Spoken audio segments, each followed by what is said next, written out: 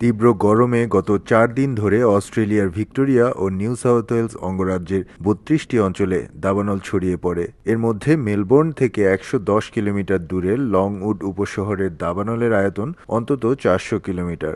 দাবানলে ৩,৫০,০০০ hectare এলাকা পুড়ে ছাই হয়ে গেছে।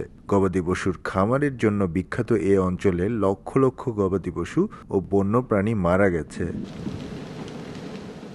পরিস্থিতি বিবেচনায় ভিক্টোরিয়ায় জরুরি অবস্থা ঘোষণা করা হয়েছে। আগুন নিয়ন্ত্রণে আনতে দিনরাত কাজ করে যাচ্ছেন ১,৫০০ দমকল কর্মী এবং ৭০টিরও বেশি বিমান। এর মধ্যেই বনাঞ্চলের কাছাকাছি কয়েকটি উপশহর আগুনে পুড়ে নিশ্চিহ্ন হয়ে গেছে।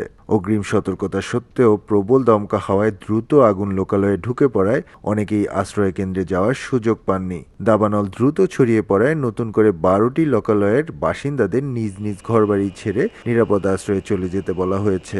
এখনও ৩৮,০০০ ঘরবাড়ি বিদ্যুৎ বিচ্ছিন্ন অবস্থায় রয়েছে। যোগাযোগ ব্যবস্থা ভেঙে পড়ায় প্রত্যন্ত অঞ্চলে খাদ্য সংকট দেখা দিয়েছে।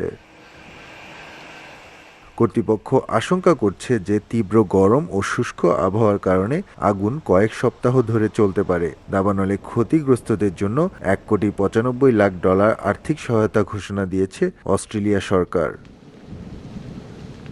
এস এম আমিনুল রুবেল, সময় সংবাদ, অস্ট্রেলিয়া।